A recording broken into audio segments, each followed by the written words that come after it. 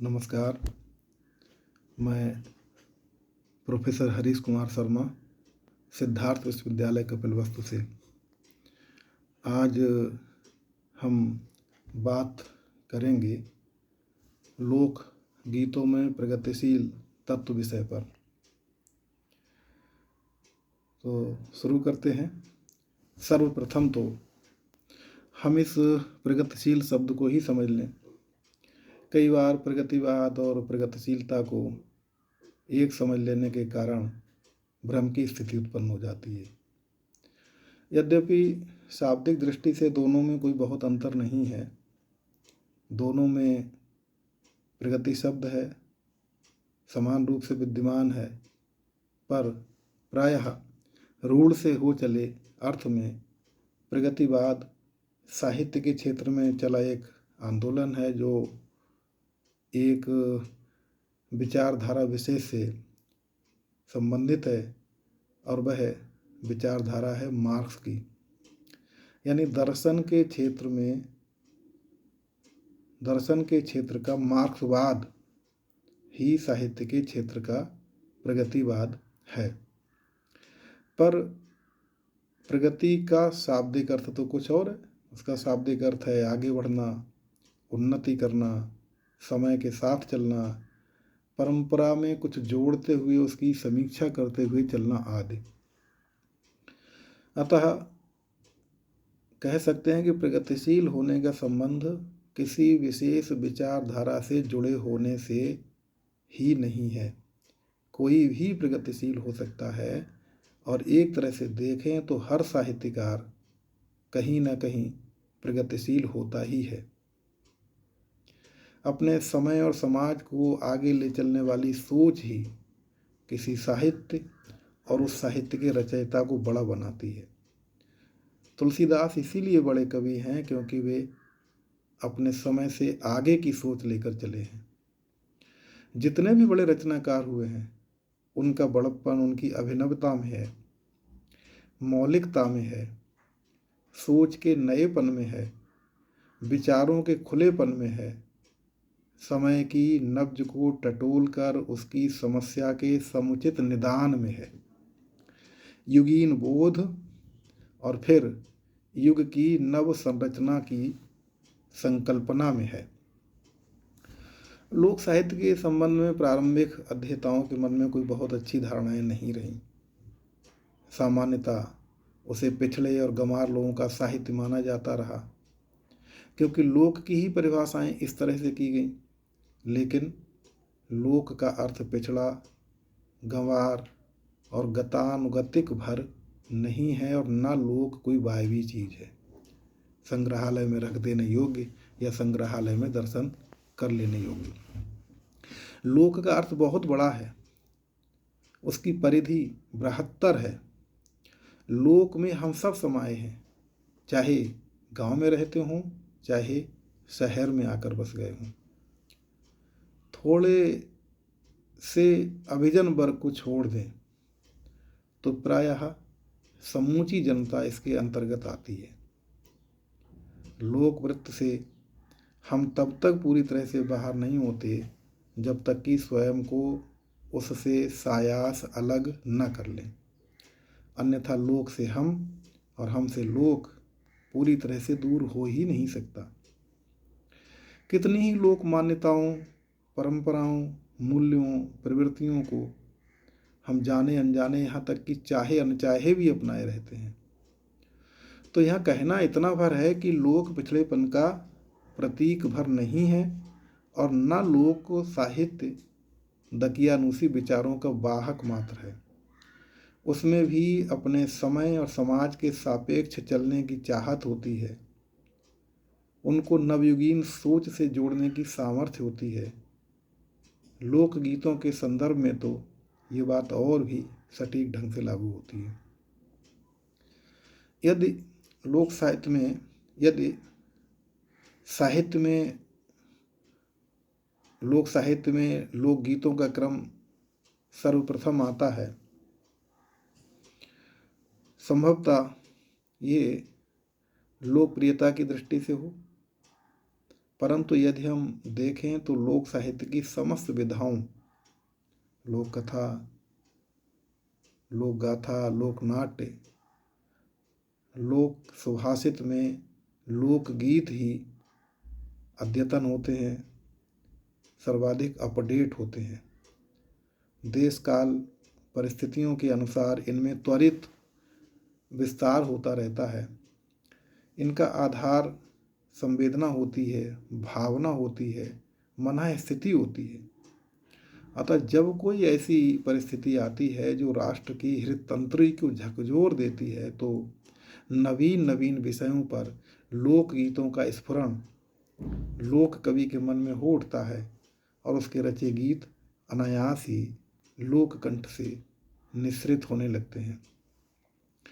इसलिए चाहे भारतीय स्वाधीनता संग्राम का दौर हो, चाहे भारत पर चीन और पाकिस्तान के आक्रमण का समय हो, चाहे गांधी जी की मृत्यु संबंधी त्रासद घटना हो, ऐसे अनेक अवसरों पर लोकगीतकार ने सदैव अपने दायित्व को निभाया है और लोक ने सहज भाव से अपनाकर इसे चरितार्थ किया है। समसामयिकता लोकगीतों की एक बड़ी विशेषता है। समय के साथ होने वाले परिवर्तनों से लोकगीत अप्रभावित नहीं रहते। भारत में जब मोटर कार आई और गांव तक पहुंची, या गांव की नारी ने शहर जाकर उसे देखा, तो उसका मन भी उसमें बैठने को मचल उठा। उसके मन की अभिलाषा गीत के रूप में फूट पड़ी और गीत बन गया। चाहे बिक जाए हरू रुमाल, बैठूंगी मोटर कार में। और इस गीत में कहा जाता है आगे, चाहे सास बिके है, चाहे ससुर बिके, चाहे बिक जाए ननद छिनाल, बैठूंगी मोटर कार में। नए ज़माने में गांव-गांव तक बिजली पहुंचाने को उपक्रम आरंभ हुआ। किसी गांव में बिजली के खंभे तो गड़ गए, उन पर तार भी खिंच गए, परंतु बिजली जोड़ने वाला बिजली जोड़ कर नहीं गया। देखें इसी पर एक गीत में ग्रामीण स्त्री का मनोभाव, जिसमें उसका उत्साह भी झलकता है और निराशा भी। खंभे गड़ने लगे, तार खिंचने लगे, बिजली बाला ना आया तो मैं क्या करूं। मैंने भोजन बनाया उसी के लिए, खाने वाला ना आया तो मैं क्या करूं। इसी तरह से पानी, पान, इस सब की बात होती है कि इंतज़ार है उस बिजली को लाने वाले का, बिजली के तार जोड़ने वाले का, कि आए और आकर के बिजली जोड़े इन तारों से, तो गांव में बिजली आए। उसके स्वागत की तैयारी में बैठी है नायिका लोकगीत की। नवयुगीन संसाधनों का प्रयोग प्रेम की उपमा के लिए किस प्रकार किया गया है, इसका एक रोचक उदाहरण अरुणाचल असम में निवास करने वाली मिसिंग जनजाति के एक लोकगीत में देखा जा सकता है। नवयुवक नायक इसमें कहता है, जैसे स्कूटर होने पर देश विदेश का भ्रमण किया जा सकता है, उसी प्रकार सच्चे प्रेम के आधार पर गृहस्थी भी सफलतापूर्वक चलाई जा सकती है। इस तरह लोकगीतों में यदि हम प्रगतिशीलता की पड़ताल करें तो इसके अनेक आयाम हैं। अनेक परंपरागत धारणाओं, गतानुगतिक रीति रिवाजों, रूढ़ियों, विश्वासों, अंधविश्वासों, कुप्रथाओं, आडंबरों आदि के प्रति इनमें परिष्कार, प्रतिरोध और युगीन बोध के अनुरूप नवाचार या उसके प्रति रुझान देखने को मिलता है। यह कुछ उदाहरणों के माध्यम से इसको स्पष्ट करने का प्रयास किया जाएगा। एक लोकगीत की पंक्तियां हैं, मेरो घर रीतो, मेरो अंगना रीतो, मोरे सब सुख रीते, मेरी धी ले गयो रे जमैया, मैं तो कभी न जनऊंगी धी, मैं तो नित जनऊंगी पूत, मेरो पूत नित ले आयु बहुरी। ब्रज लोकगीत है। इस गीत में माँ कहती है कि मेरा घर आंगन रिक्त हो गया है, मेरे सारे सुख रिक्त हो गए हैं, क्योंकि मेरी बेटी को मेरा दामाद अपने साथ ले गया है। इसलिए मैं कभी बेटी को जन्म नहीं दूंगी, मैं सदा पुत्र को ही जन्म दूंगी, क्योंकि वह हमेशा घर में बहू लाता है। भारतीय समाज पर बेटी की उपेक्षा का आरोप लगता है, ये कोई नई बात नहीं है। बेटे को बेटी से अधिक महत्व देने की आलोचना की जाती है, पर इसका कारण क्या है? एक कारण है सामाजिक परंपरा, जिसका उल्लेख इस गीत में होता है कि विवाह के पश्चात बेटी घर सूना करके चली जाती है, जबकि बेटा विवाहित होकर घर में एक नए सदस्य को जोड़ता है। बेटी के जाने से रिक्त हुए स्थान को बहू लाकर भरता है। पितृसत्तात्मक भारतीय समाज में पुत्र के प्रति मोह की भावना बहुत पुरानी है, हम सब जानते हैं। वही वंश रक्षक, कुल दीपक, कुल का तारनहार आदि माना गया है। अभी किन कारणों से, किन परिस्थितियों में और किस आवश्यकता से हुआ वह एक अलग विषय है, परंतु अभिजन से लेकर पिछले से पिछले समाज तक में यही भावना विद्यमान है। इसलिए पुत्र जन्म भारतीय जननी की एक बड़ी साध है।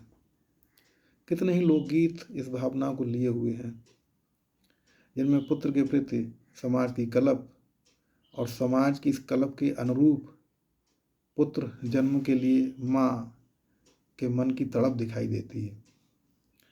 पुत्र को जन्म न देने वाली माँ का सामाजिक तिरस्कार और उसके लिए उसकी चिंता, या कहें तो उस दर्द की अभिव्यक्ति भी हमें अपने लोकगीतों में दिखाई देती है।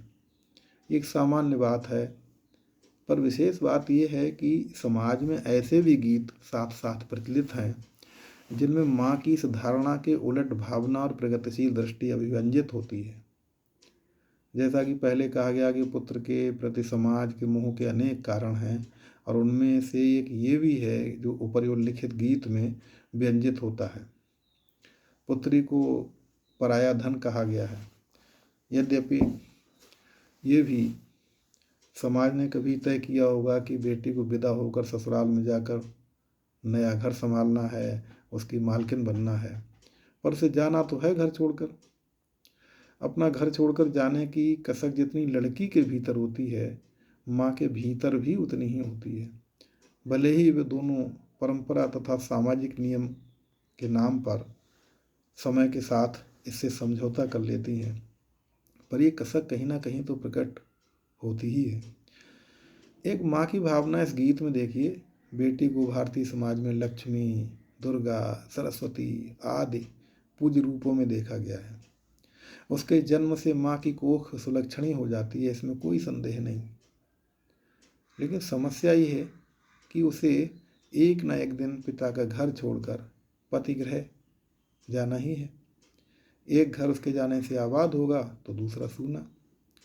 सूना घर बहू के आने से ही फिर से भरा पूरा हो सकता है। इसलिए माँ गाती है, ये अधुनातम गीत है, अधुनातम चेतना से संपन्न गीत है।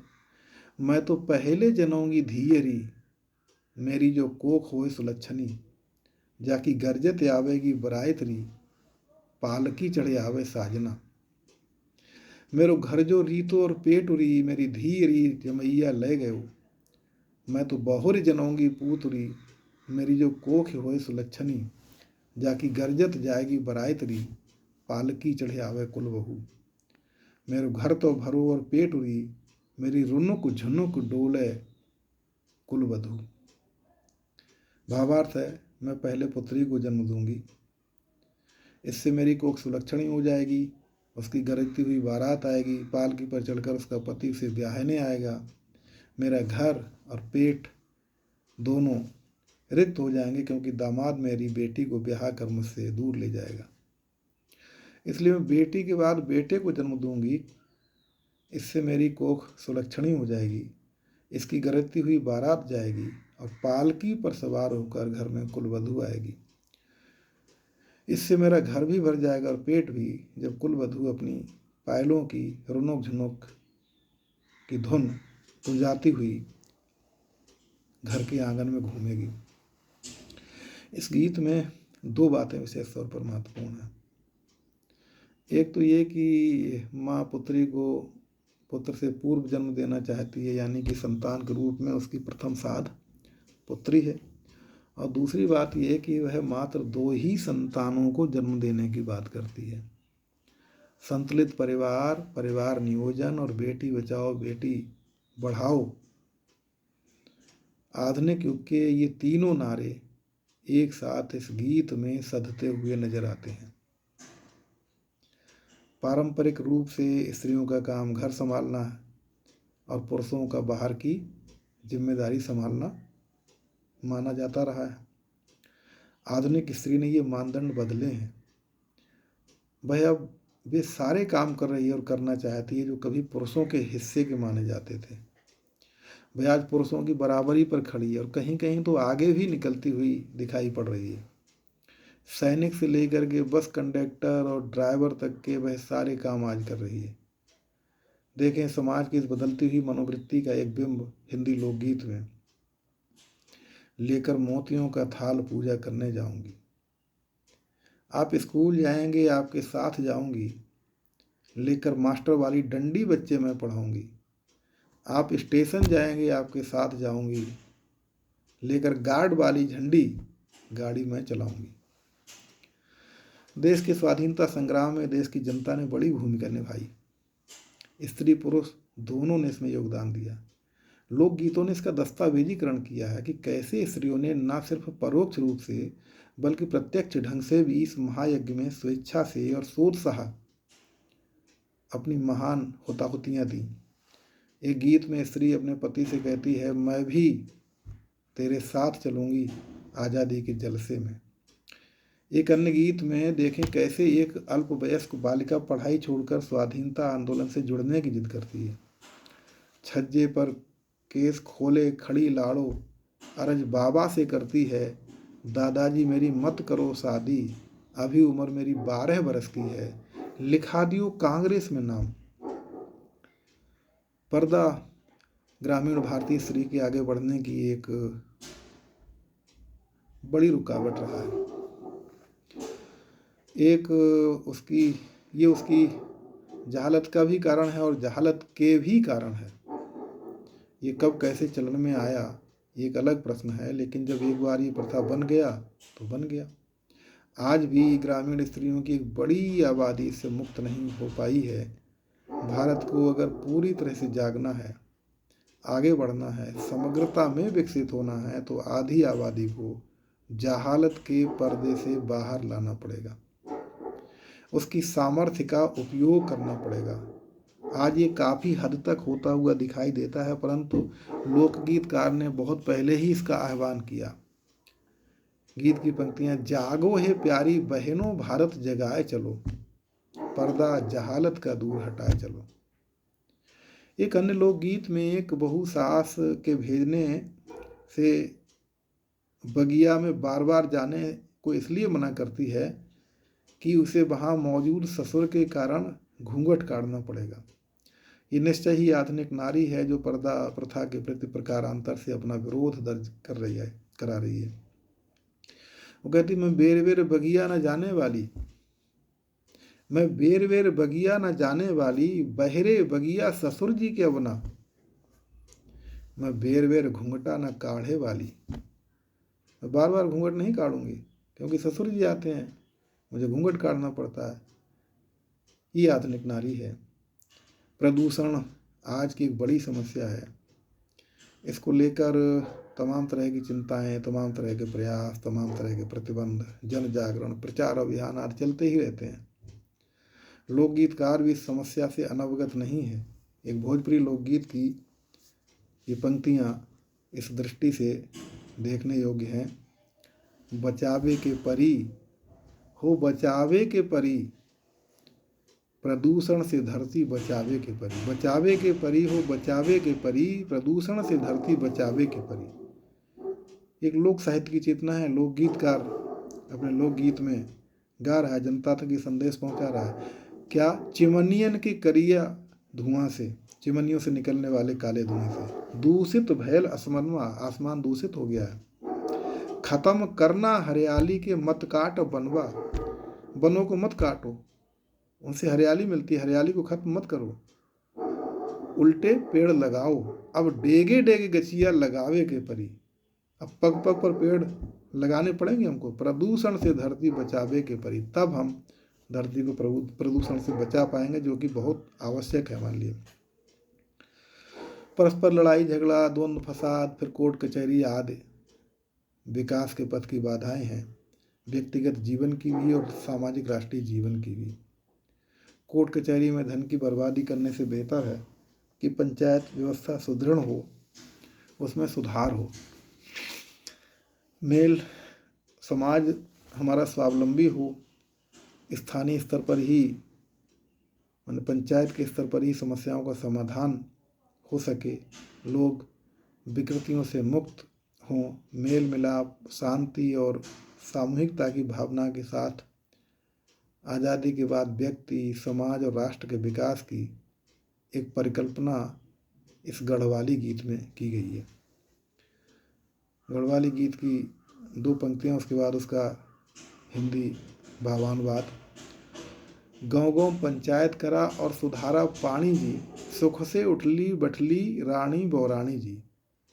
गीत का भावार्थ हिंदी में इस तरह से, गांव गांव में करें पंचायत और सुधार पानी का जी, सुख से उठेंगी बैठेंगी हाँ रानी सी दुल्हनिया जी, लड़ाई झगड़ों से दूर रहें और आपस में करें मेल मिलाप, कोर्ट के भरोसे रहे समझो रोटी रोजी जाएगी जी। अच्छे अच्छे काम करें और खेलें न कानून का जुआ भाई, गली गली में पड़े रहेंगे फिर माता पिता कहेंगे बार बार, पंचों से कहेंगे जाकर जी घूस मत खाना भाई हाँ, पंचों से कहेंगे जाकर जी घूस मत खाना भाई हाँ, सही सही न्याय करना भाई बाल बच्चों की कसम खाकर जी। आज खेती अपनी है और राज भी अपना ही भाई, मेल से रहना भाई, पाई है आज़ादी भाई, पेड़ पौधे लगाएं भाई, वनों और बागों में आज जगह जगह मोटर पहुंचाएं, श्रमदान करें सभी आज। ये भावना एक पहाड़ी क्षेत्र में एक लोकगीत में व्यक्त की जाती है, जो कि निश्चित ही प्रगति से, आधुनिकता से संपन्न है। राजनीतिक रूप से भले भारत कभी एक रहा और कभी अलग अलग इकाइयों में विभक्त रहा, परंतु सांस्कृतिक रूप से हमेशा एक राष्ट्र रहा।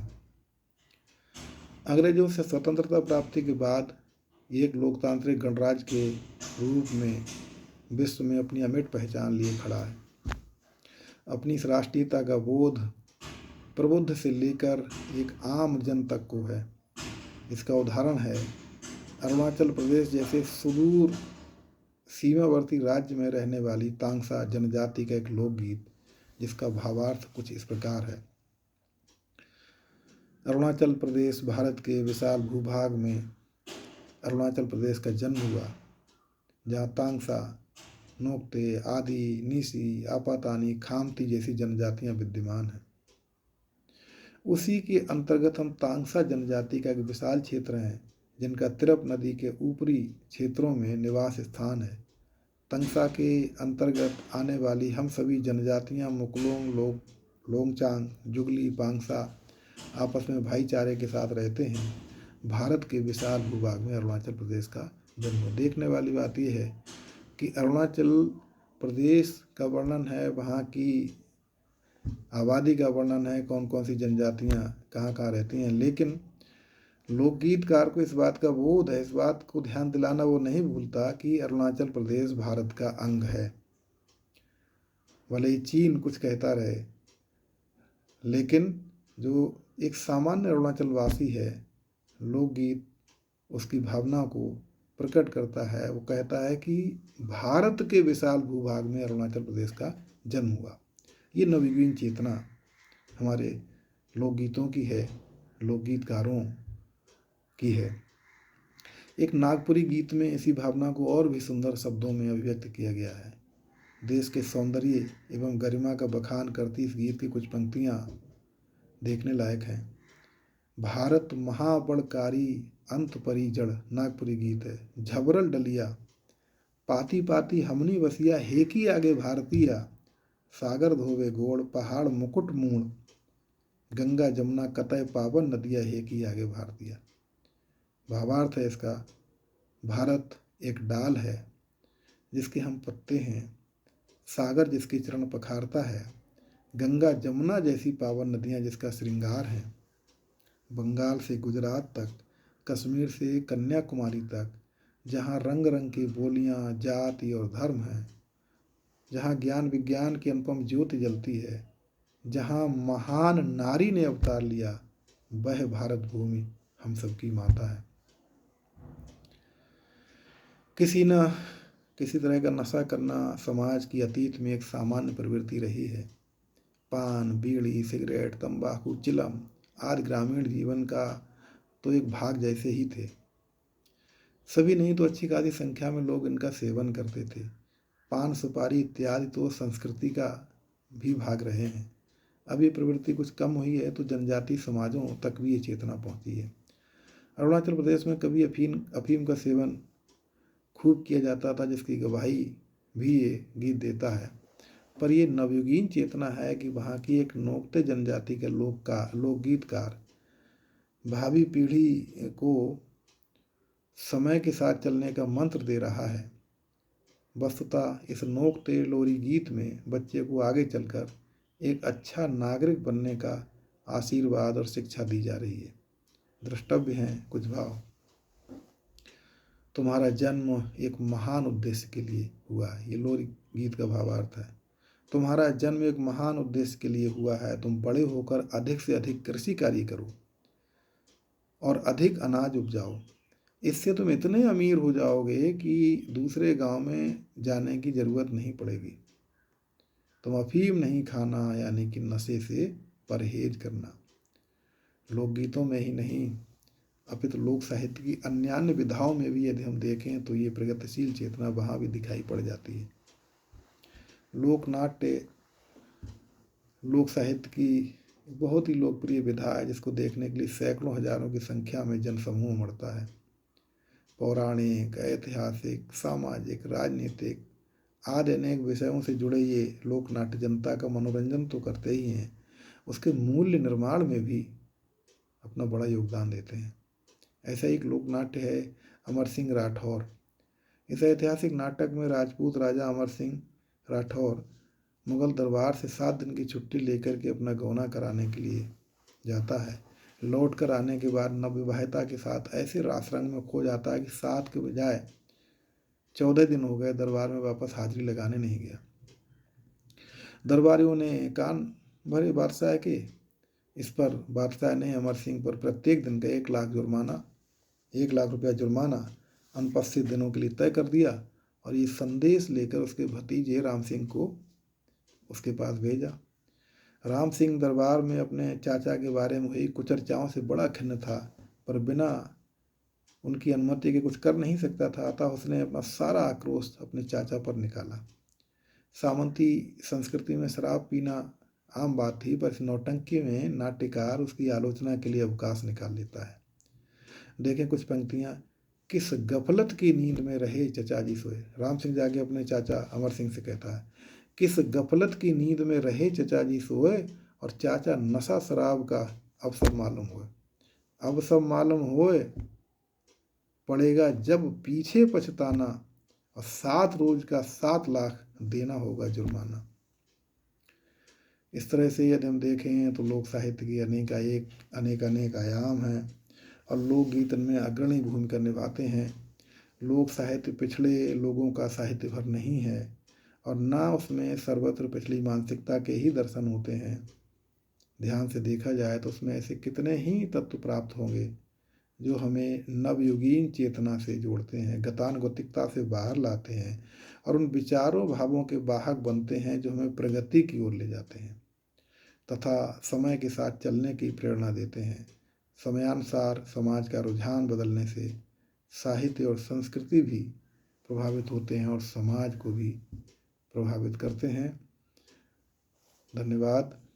आगे और किसी विषय पर चर्चा के साथ आपके समक्ष उपस्थित होंगे।